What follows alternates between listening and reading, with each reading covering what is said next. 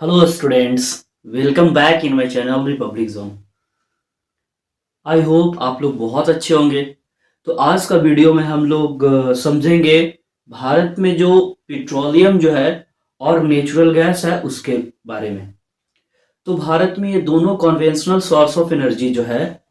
अब एक पहले तो हम लोग समझेंगे कि कोल क्या होता है। तो कोल के लिए मैंने डिटेल एक फुल वीडियो मैंने बनाया जो है, उसे लिंक में डाल दिया है। आप वहां से जाकर के कोल के बारे में पढ़ सकते हैं, समझ सकते हैं। But now we discuss about the topic petroleum and natural gas. तो पहले पेट्रोलियम को समझते हैं, उसके बाद फिर हम लोग भारत में जो नेचुरल गैस होता है उसके बारे में समझेंगे। तो सबसे पहले देखते हैं पेट्रोलियम जो है। पेट्रोलियम और minerals oil is the next major energy source after the coal. जैसे कि जब हम लोग कोल समझ लेते हैं, तो कोल के बाद, कोयले के बाद दूसरे नंबर पे मिनरल्स ऑयल्स, पेट्रोलियम, और तीसरे नंबर पे नेचुरल गैस जिसमें सीएनजी और एलपीजी हो जाता है। देखिए एक लाइन जो है ना कि इश्क, प्यार, मोहब्बत सब धोखा है, पढ़ लो बेटा यही तो मौका है। तो आपका 10th बोर्ड है और पढ़ाई कीजिए, जम के पढ़ाई कीजिए, अच्छा रिजल्ट लाइए। अपने पापा के लिए, अपने मम्मी के लिए, खुद के लिए तो पढ़ाई कीजिए। ये सब कुछ नहीं रखा हुआ है, सब जो है बकवास चीज है। सिर्फ अपने लिए पढ़िए, खुद के लिए पढ़िए, बहुत पढ़िए। तो पेट्रोलियम का बताया गया कि पेट्रोलियम और minerals oil is the next major energy source of India after the coal. Uses अगर देखा जाए तो फॉसल्स फ्यूल्स फॉर हीट और लाइटनिंग, ये फ्यूल्स के लिए, ईंधन के लिए इसका यूज किया जाता है, और इसका यूज हीट और लाइटनिंग के लिए किया जाता है। पेट्रोलियम का यूज लुब्रिकेंट्स के लिए भी किया जाता है, जैसे मशीनरीज, जैसे आप ग्रीस हो गया, मोबिल हो गया, ये सब जो देखते हैं। इवन बाइक में जो माइलेज को ग्रो करने के लिए जो हम लोग लुब्रिकेंट्स ऑयल करते हैं, तो यह भी पेट्रोलियम से निकाला जाता है। Raw material for many manufacturing industries के लिए भी इसका पेट्रोलियम का यूज किया जाता है। जैसे कि एग्जांपल में लिख दीजिएगा, पेट्रोकेमिकल्स, पेट्रोकेमिकल्स में इसका यूज किया जाता है। Now petroleum refineries act as a nodal industries. ये लाइन आपसे दे देगा और पूछेगा कि why petroleum refineries act as a nodal industries. Petroleum refineries कैसे एक एक्ट प्ले करता है नोडाल इंडस्ट्रीज का। तो आंसर कीजिएगा, because it's is defined with in the three different group.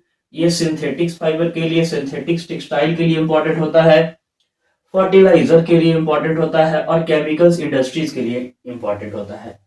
So petroleum is called the refineries of a nodals industry. किस किस के लिए? सिंथेटिक टेक्सटाइल के लिए, फर्टिलाइजर्स के लिए, केमिकल इंडस्ट्रीज के लिए। नाउ पेट्रोलियम भारत में कहां कहां पे होता है? तो पहले तो याद रखना है नहरकटिया में, नहरकटिया, नहरकटिया में। इसके बाद मुंबई हाई में, गुजरात जहां पे अंकलेश्वर है, उसी के आसपास में थोड़े दूर में सोमनाथ है। असम जहां पे डिगबोई के बारे में बताते हैं। डिगबोई के बारे में मैं एक स्पेशल कहानी भी बताया हूं, जो कोल्स के बारे में जब पढ़ते हैं उसके बारे में। तो बस यही पेट्रोलियम के बारे में है कि पेट्रोलियम भारत में सेकेंड नंबर पे होता है। अब आपको एक मैं वीडियो से थोड़ा सा समझाने का कोशिश करता हूं, जहां पे आप देखिए कि पेट्रोलियम और नेचुरल गैस कहाँ पे होता है। जैसे पेट्रोलियम और नेचुरल गैस समुद्री इलाके में अगर होता है, समुद्री सतह में, तो समुद्र का सबसे जो निचला परत होता है उसे रिजर्वर एरिया कहा जाता है। तो आप वीडियो में देखेंगे कि रिजर्वर एरिया में से क्या निकलता है? पेट्रोलियम। उसके ऊपर में क्या निकलता है? जो सॉल्ट वाटर एरिया होता है। फिर उसके ऊपर नेचुरल गैस होता है, फिर वाटर की सरफेस होता है। तो आप पेट्रोलियम एरिया को आप वीडियो में देख सकते हैं और समझ सकते हैं यहाँ पे।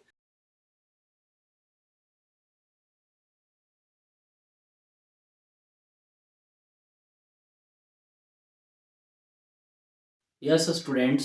So now let's we know about the natural gas. तो नेचुरल गैस के बारे में समझना है ना, तो इसके बारे में 3 पॉइंट को सबसे पहले समझ लेते हैं, तो हमारा 50% से भी ज़्यादा काम हो जाता है।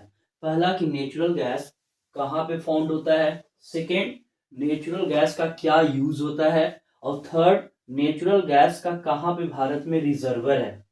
तो first of all natural gas को कहाँ पे पाया जाता है? तो natural gas is found with the petroleum deposit. Natural gas जो है वो पेट्रोलियम डिपॉजिट के साथ पाया जाता है। इट मीन्स कि जहां पे पेट्रोलियम डिपॉजिट होता है ना, उसी जगह से क्या क्या निकलता है? तो नेचुरल गैस भी निकलता है। And release when the crude oil is brought to the surface. Means natural gas is found with the petroleum deposit and release when crude oil is brought to the surface. Then after, what is the basic uses of natural gas? तो natural gas का जो पहला use देखिए, domestic purpose के लिए, घरेलू के लिए, काम के लिए। दूसरा इंडस्ट्रियल फील्ड के लिए, यानी कि उद्योग के लिए। Fuels in the power for sectors for generating the electricity. और तीसरा, ये दूसरा था, तीसरा जनरेट करना इलेक्ट्रिसिटी को, उसके लिए।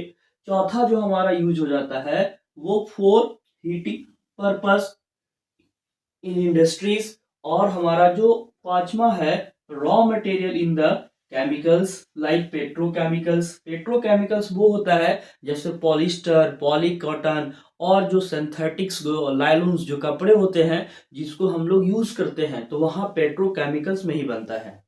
एंड फर्टिलाइजर्स में भी इसका यूज किया जाता है, फर्टिलाइजर इंडस्ट्रीज में। देन आफ्टर ट्रांसपोर्ट फ्यूल्स के लिए सीएनजी और कुकिंग के लिए एलपीजी का यूज किया जाता है। गैस रिजर्वर देखेंगे तो चार भारत में मेन गैस रिजर्वर है। एक मुंबई हाई में, दूसरा कृष्णा गोदावरी बेसिन के पास, और अभी ईस्ट और वेस्ट में, या वेस्ट या ईस्ट में, कोस्ट में भारत में न्यूली फाउंड हुआ है। तो अभी तक हम लोग देखिए नेचुरल गैस में सीखे क्या कि कहाँ ये होता है, नेचुरल गैस कहाँ से निकलता है भाई। तो basically natural gas is found with the petroleum deposit and release when crude oil is brought to the surface. Then after uses of the natural gas, natural gas का यूज देखिए बहुत सारा मैंने आपको लिखवा दिया हूं।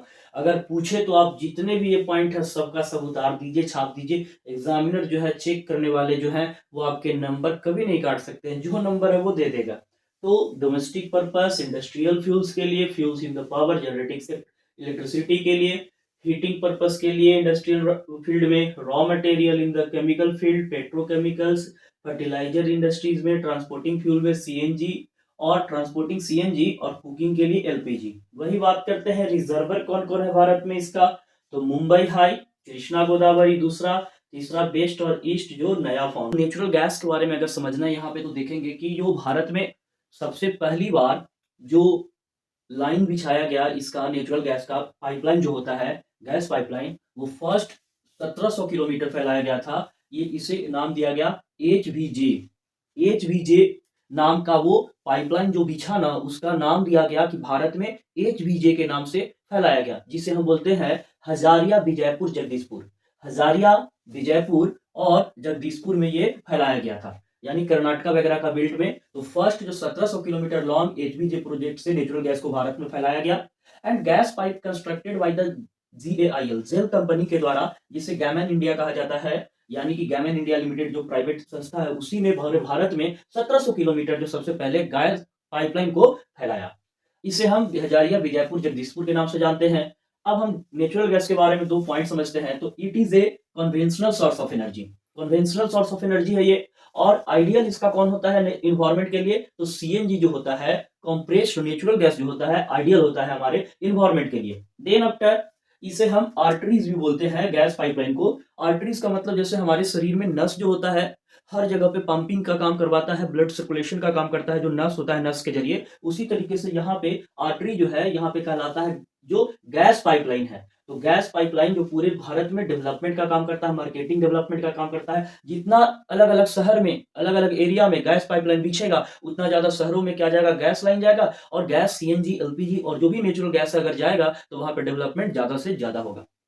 अब चेन गैस पाइपलाइन जो है ना, वो धीरे धीरे बदलता जा रहा है। जो शुरुआत हुआ था 1700 किलोमीटर से, आज 18,500 किलोमीटर, यानी कि 10.5 गुना ये बढ़ गया है। 1700 से 18,500 किलोमीटर बढ़ चुका है। और जो भारत सरकार का जो प्लान है नेक्स्ट 1930 तक, ये 34,000 किलोमीटर, यानी 18 से सीधे लगभग दुगना के आसपास जाना चाहिए, 36 होना चाहिए, तो वही 34,000 किलोमीटर गैस पाइपलाइन पूरे भारत में विस्तार हो जाना चाहिए, including the north east India. अब हम वही चीज को समझ लेते हैं नेचुरल गैस के बारे में। तो ये कन्वेंशनल सोर्स ऑफ एनर्जी है और आइडियल है इन्वायरमेंट के लिए, और सीएनजी को आइडियल माना जाता है। अब फर्स्ट 1700 किलोमीटर लॉन्ग एचबीजे चला था, जिसको हम हजारिया विजयपुर जगदीशपुर कहते हैं।